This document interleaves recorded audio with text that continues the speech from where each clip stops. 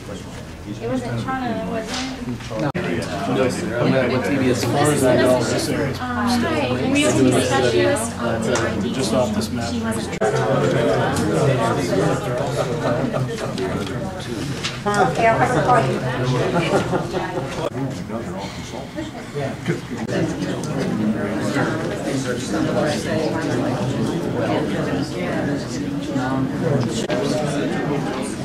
You can see that by the time of the meeting, there's quite a large crowd. The crowd has at least 60 people, 60 or 65 people waiting for the meeting to start.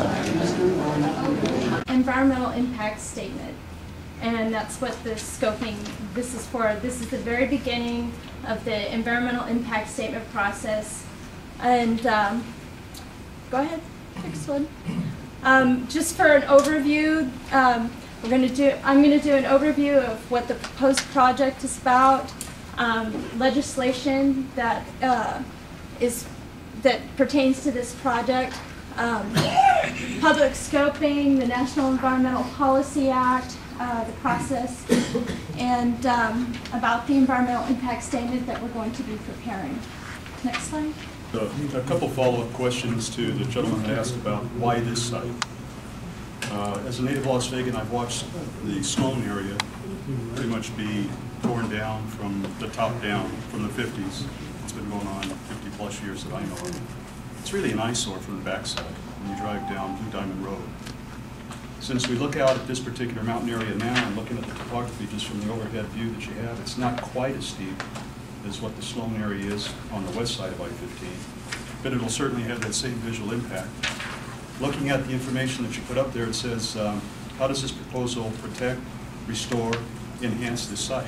Kind of wondering how this particular proposal is going to match those particular criteria to protect, enhance, and restore it. Again, why this site? In the papers here recently, developers are asking BLM for land for development. And just a number of questions that I have for this. Existing roads, as far as my knowledge out there, the only road that I know is a dirt road that goes down the power line. Okay, the proposed project is two companies. It is the Ringer Mineral West and the Service Rock Products Corporation. Time of operation, will this particular facility be in operation? What will the surrounding lighting be like? I can answer all those questions at this particular moment. I believe why the site has to do with the material that's present, and the two companies that have proposed this operation have looked at it, have done extensive research in the material, and it makes good aggregate. The access issue, we're going to work on to make sure that we're not impacting visitation into Sloan Canyon itself. We're here because the sources of aggregate in Las Vegas are near exhaustion. There's only certain areas that BLM allows you to do these proposed mining sites. This is one of them. We didn't, there are only a certain number of sites outside the Las Vegas area where you can do this kind of thing. These sites were designated by BLM. There's no areas just outside where you don't have to see it off the place. Did you guys look over there at all? We can address your comments.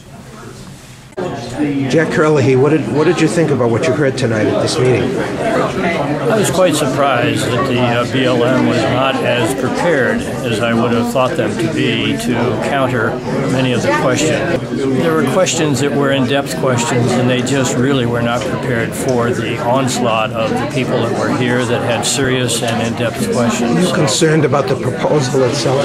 I'm concerned about the proposal, yes, David, but I think that it seems like a process that's going to happen, whether we want it to happen or not, and they're going to do an environmental study because they've contracted to do it and are forced by federal regulations to follow through on it. And that's disappointing. I think that our $500,000 or $1 million could be spent, frankly, in a better way. There are alternative sites that possibly could be used, but I think that we're going to have to do our homework as we've done on prior occasions and work together as a community and confront it. Okay, thanks. Tell me what you thought about what you heard and saw tonight.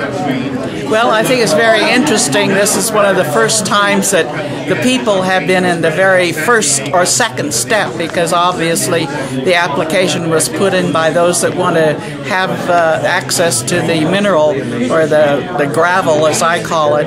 But this is the time for us. Elections are coming up, and we can put a stop to the process. If you look at it like a planning development, this is prior to the developer actually getting in and starting. What should people do about it then? They should get in touch with their elected officials. That has to also, there's input by the city, so the city of Henderson should have input. They don't have updated maps yet, which they should have tomorrow night. The county is involved, and also, of course, the BLM is the federal government. So you have your senators and your congressmen. You should get in touch with them. Thank you. Yes. What is your impression of what you saw and heard tonight?